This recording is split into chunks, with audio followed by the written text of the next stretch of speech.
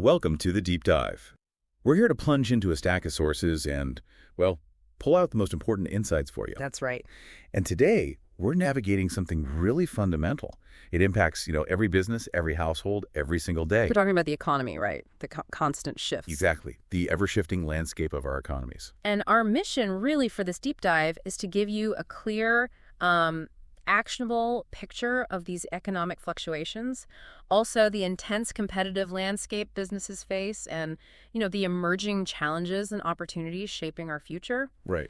The source material we looked at provides a pretty robust framework. It focuses on what's often called the business environment, cycles, competition, and challenges. Okay, let's unpack this. You know how even really stable businesses have ups and downs?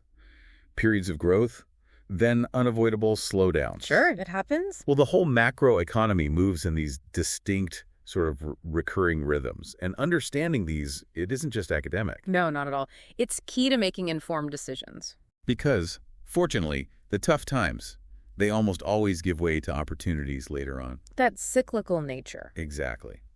So to really grasp these shifts, we need to zero in on the core pattern. What are the distinct phases, the ones that define these cycles? Measured by GDP, right. Gross domestic product, those recurring ups and downs. Yeah. Let's start at the top. The first phase is prosperity. The peak. The peak, the high point of the cycle. Most people who want a job have one. Businesses are humming, producing record numbers of goods, services. Wages are generally good, GDP growth is strong, high demand. Consumer confidence is soaring. It's that buoyant feeling in the market. Opportunities seem everywhere. But like you said, no peak lasts forever. Right. Eventually, the economy starts to cool off. We transition into a recession. Okay, so what does that look like? Well, it's a period where demand begins to noticeably decrease. Businesses react, they lower production. And layoffs start happening. Unemployment begins to rise. Exactly. GDP growth slows down. Sometimes it even turns negative. It's kind of like dominoes falling, isn't it? How so? Well, think about it. If people buy fewer cars, the car manufacturers might lay off workers. And that ripple effect quickly hits related businesses like, say, battery makers or tire companies. They might have to cut staff, too. Got it. That makes sense. A chain reaction. Now, if a recession gets really deep and it spreads throughout the entire economy, that's when we enter a depression. Which is much more severe. Much more. Characterized by a long period of very high unemployment, really weak consumer sales, lots of business failures. And GDP falls rapidly, steeply. The classic example is the Great Depression, 1929 and 1941. Globally, over 25% of the workforce was unemployed. Thankfully, we haven't seen something on that scale for, over 80 years now? Yeah, thankfully. But these difficulties, they don't last forever either. The welcome phase always arrives. Recovery. Things start looking up. Exactly. The economic tide begins to turn. Unemployment starts to decrease. Demand for goods and services picks up. And GDP starts climbing again. People get jobs back, confidence returns, they start spending again, and the economy begins that climb back towards prosperity. And underpinning this whole cyclical dance, you've got these two critical dynamic forces, inflation and interest rates. Ah, yes. Crucial connection. They're constantly reshaping things, from your buying power as a consumer to the actual costs of doing business, sometimes in ways that aren't immediately obvious. Okay, let's unpack those two then. Inflation. What is it really? It's basically a persistent, influential increase in the general level of prices. Which means your money buys less. Decreased buying power. Precisely. So if prices went up 5% last year, something that costs, say, $100 then would cost $105 now. And why does it happen? Usually occurs when demand for goods and services outstrips the available supply. Too much money chasing too few goods, essentially. Now, most people see inflation as harmful. But sometimes moderate inflation can nudge people to spend, right? Yeah. But then there's the extreme. Right, hyperinflation. That's a whole different beast. The kind seen in some parts of the world. It just completely erodes trust in the currency. Can collapse an economy, force people back to bartering even? Absolutely. Okay, so the other side of that coin, interest rates. Fundamentally, the cost of money. And they have a huge influence on businesses. Huge. Higher rates mean higher borrowing costs for companies. That directly impacts their decisions about investment, expansion, profitability. And these rates aren't fixed, are they? No, they change daily. It's all based on the supply and demand for money itself. More savings available tends to lower rates. Because there's more money to lend out. Exactly. And increased borrowing, well, that tends to push rates up. To give you a sense of just how disruptive inflation can get, our sources mention some pretty extreme historical cases. Oh, yeah. The 1980s and 90s, some South American countries, inflation rates hitting 300, even 400% per year. That's bordering on hyperinflation. Wow. And Bolivia, in 1985, saw an annual rate over 12,000%. 12,000. It's hard to even imagine. And more recently, Zimbabwe in 2020, over 557% annual inflation. So understanding these factors, it's not just about economic theory. No, it's critical for assessing the real health of an economy and how it ripples through daily life. It fundamentally changes how people live, how they interact with money. Definite. So we've charted these big economic tides, but how do individual businesses actually, stay afloat or even thrive when those tides shift? That's where competition comes in, that intense, ever-present force. Right. Competition isn't just some side effect of a market economy. It's actually necessary, isn't it? For fairness, for innovation. Absolutely. For both consumers and producers, our sources outline 4 common types or situations of competition. Each one has different strategic implications for businesses. Okay, let's walk through them. First up, perfect competition, sometimes called pure competition. Right. This is more of a theoretical ideal, really. Yeah. Many buyers, many sellers, identical products. No single player can affect the price. Think basic agricultural stuff like corn, wheat, peanuts. Exactly. Almost no barriers for new companies to jump in. Everyone offers basically the same thing. And everyone, buyers and sellers, knows what's going on in the market. So the strategy there isn't about making your product special. No, it's a relentless race for efficiency. Who can produce it cheapest? Cost leadership. Got it. Okay, what's next? Then you have monopolistic competition. Sounds similar, but it's different. How so? You still have many buyers and lots of sellers. But here they offer products that are similar, but crucially not identical. Yeah. Though they all satisfy the same basic need. Okay, like clothing or soap, furniture maybe? Perfect examples. The key strategy here is product differentiation. Sellers try to create a distinct image. How? Unique features, brand names. Yeah, unique features, branding, clever packaging, maybe better service like free delivery or longer warranties. Anything to convince you their almost identical product is somehow special. Making their product stand out from the crowd. Exactly. Next, we encounter an oligopoly. Okay, oligo meaning few. Right. An industry dominated by just a few large sellers. And it usually takes a massive investment to even get into the game. High barriers to entry. Definitely. And because there are so few players, the actions of one competitor can seriously affect all the others. Give me an example. Think cars, airlines, car rentals, farm equipment. Okay. Big industries. Yeah. So if one car maker offers huge discounts, you can bet the others will react fast. Absolutely. They'll follow suit or find some other way to compete just to avoid losing customers. So if you only have a few big players, does that mean innovation slows down? Or does that intense pressure within the small group actually fuel it?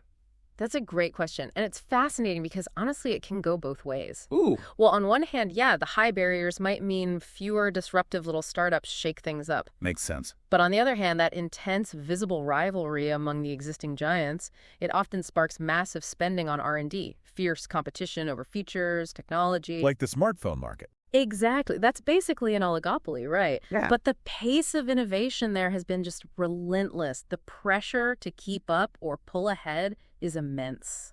Interesting dynamic. Okay, final type? The monopoly. One seller. Moderno. One seller. And significant barriers keeping anyone else out. There's just no close substitute for whatever they're selling. Now, theoretically, a monopoly could charge crazy high prices, right? They could try, but there's always a limit. Even for something essential, customers would eventually just stop buying if the price got truly extreme, or find alternatives, however imperfect. It's also important to note, though, that governments often create monopolies for essential services. Right, like gas, water, electricity, but those are usually heavily regulated, aren't they? Typically, yes. To prevent crazy pricing and ensure public access. We also see something called legal monopolies or limited monopolies. What are those? That's when a government issues, say, a franchise, a license, a copyright, a patent, or a trademark.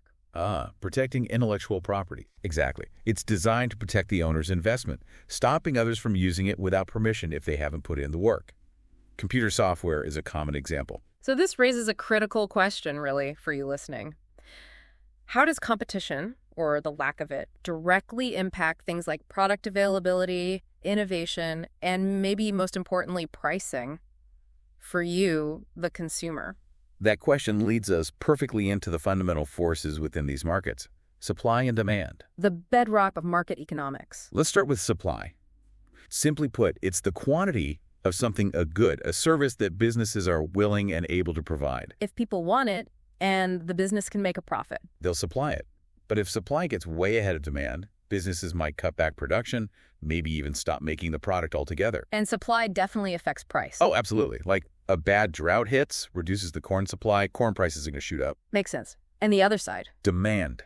That's the quantity of a good or service that consumers are willing and able to actually buy. High demand usually means higher prices. Generally, yes. But if consumers have lots of good substitutes available, then the demand for any single product won't be quite as high. right, and they'll be more willing to switch if prices differ significantly between those substitutes. It's this constant dynamic dance, between what's available and what people want. Always trying to find an equilibrium, but it rarely stays still for long. A constant balancing act. So we've looked at the cycles, the competitive battles. Let's pivot now. Look towards the future. What does a country actually need to ensure, continued business growth, a better quality of life for its people? Our sources really emphasize two critical things here: knowledge and a plan, a really well thought out plan. Okay, so what are the building blocks, the foundations for that success? Well, it includes thoroughly researching your resources, really understanding the current economic conditions, identifying opportunities both locally and globally. Technology's got to be in there. An educated workforce. Absolutely. Robust business systems, too. And critically, the plan itself has to focus on things like better job skills training, really pushing the use of new technology, and making sure capital, money is allocated wisely for long-term prosperity. What's really interesting here is how Saudi Vision 2030 comes up as this powerful real-world example of exactly that kind of ambitious national plan. Right. It strategically leverages Saudi Arabia's unique strengths. Such as? Well, its central position in the Islamic world, for one. That allows it to play a leading role supporting Arab and Islamic nations. And also its strategic location, a natural hub connecting Africa, Asia, and Europe. And the whole vision is built on three main pillars or axes. That's right. Fostering a vibrant society, building a thriving economy, and cultivating an ambitious nation. And the specific goals, they seem incredibly comprehensive, all aimed at creating a much better business environment. Yeah, things like building an education system that's really aligned with what the job market needs. Creating clear paths for businesses, small, medium, large. Developing innovative investment tools to diversify the economy away from just oil. Create new kinds of jobs. Privatizing some government services to boost efficiency. And actively attracting top global talent to fuel that growth. It's a massive undertaking. Now, within a country's main economy, you often find these smaller, vital parts, sub-economies, the sources call them. Yeah, these aren't just niche markets. They provide unique goods, services, career opportunities, and they're really vital for businesses to adapt, especially during unexpected crises, find new ways to operate. So if we connect this to the bigger picture, it really highlights how important innovation and community connections are, particularly for small businesses, right? For their agility, their resilience. Absolutely essential. Our sources point out several really fascinating new and emerging sub-economies that are kind of redefining things. Like what? Well, first, social entrepreneurs. These are individuals who blend business practices with innovation, but their main goal is tackling big societal problems: hunger, disease, poverty, education. Using business tools for social good. Capitalism with a conscience, you could say. Exactly. Then there's the gig economy. We hear about this all the time. Independent contractors, freelancers. Right. It offers huge flexibility in projects and work locations for people, while businesses get that on-demand expertise. And the shared economy. Another big one. Emphasizing renting or borrowing things instead of buying them outright. Think ride-sharing, tool libraries, things like that. Makes sense. Less ownership, more access. Then there's the circular economy, sometimes called the green economy. This one feels really important right now. It is. It's fundamentally reshaping how we use resources. Focuses intensely on recovering, restoring, recycling, reusing, repurposing materials. With a big emphasis on renewable energy and cutting waste. Definitely. And related to that, don't overlook the blue economy. Focused on the oceans. Exactly. Designed specifically to preserve and regenerate oceans and marine environments.